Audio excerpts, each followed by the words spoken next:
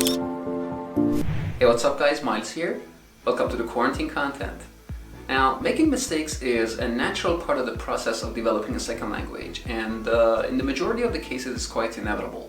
But using a certain technique, you can easily avoid making these mistakes, and that is memorizing an example with that grammar so you will never, ever make that mistake again.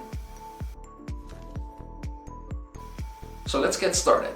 These are the top 5 most common mistakes that language learners make in English classrooms. Number 1, subjunctive mood. Now, this is a special form of the verb used to suggest, recommend, insist, demand, and propose. Or at least these are the top 5 most common verbs used in this grammar. I guess more than 90% of language learners in the language proficiency spectrum have got trouble with this grammar. But I promise you, by the end of this lesson, you will have gained a clear idea of how this particular grammar is formulated and how to use it correctly. The subjunctive mood has got the base form of the verb, which is the infinitive without to. Now here's an example of an incorrect sentence. I'm just going to give you a couple of seconds to take a look at the sentence, see if you can spot the mistake.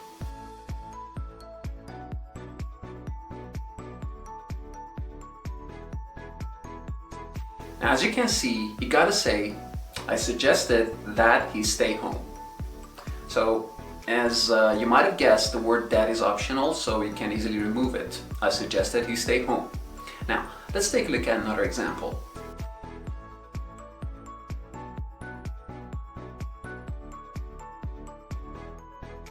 Congratulations, you did it. The correct form of this sentence is, she insisted that I get some rest. Or she insisted I get some rest. This is another troublesome one, even for experienced learners. Now, when deciding whether to go with which or that, the trick is to determine whether the clause that follows which or that is essential or just descriptive. Now, if it contains non-essential information, pick which, but if it's essential to the meaning of the sentence, choose that.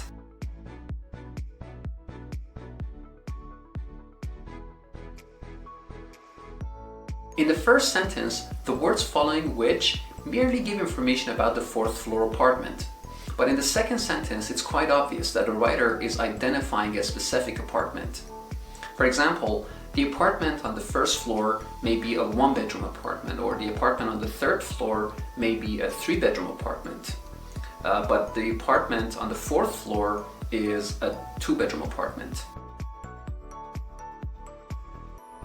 Now, over the years I've been teaching English, one of the most problematic areas for language learners has been whether to use conditional type 2 or conditional type 3. And this is particularly difficult for Iranian students since these two conditional sentences can be translated exactly the same way in Persian. And sad as it may seem, translation is still an important part of the language learning process for thousands, if not millions of learners throughout the world. Now let's consider 2 seemingly similar scenarios. For example, a friend of mine comes to me and tells me that he's looking for John, who's a mutual friend of ours, and he asks me to give him his address. But the problem is, I've completely lost touch with John and I do not have his address, so I cannot give it to him. So this is the situation. I do not have John's address, so I cannot give it to him. So in this case, I have to go with conditional type 2. It would be something like, if I had John's address, I would give it to you. Now let's consider the second scenario, which is exactly like the first one, with one significant difference. So a friend of mine came to me the other day and told me that he was looking for John, a mutual friend of ours. And he asked me to give him his address. But the problem was I could not give him the address since I had completely lost touch with John.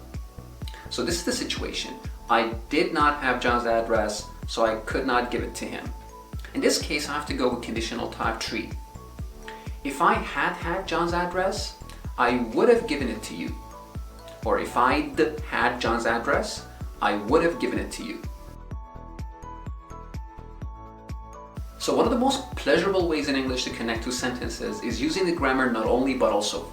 And quite frankly, it seems like a quite manageable grammar. Well, until it isn't. Now, let's take a look at two sentences and try to connect these two sentences using this grammar.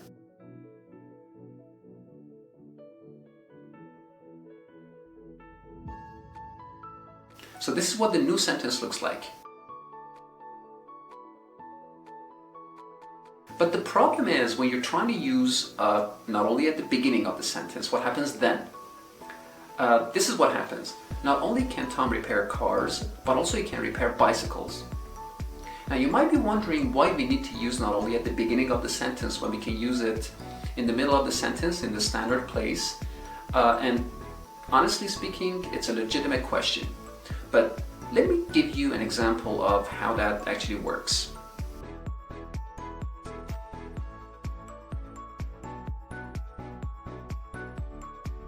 Now what you want to do is you want to try to connect these two sentences using the grammar not only but also, but as you might have guessed, it's impossible because the tense of the verb in the first sentence is simple past, but the tense of the verb in the second sentence is present perfect, which makes it impossible for you to connect these two sentences using a parallel grammar. So that leaves us with only one option, which is to use not only at the beginning of the sentence. But what happens then is that the form of the sentence after not only is like a question. In other words, the subject and the verb are inverted. So this is what happens. Not only did she forget my birthday, but also she hasn't apologized to me yet. And last but not least, we got a cutthroat competition between used to and be used to. Now, let's put an end to this nuisance once and for all, shall we? Please take a look at these two sentences.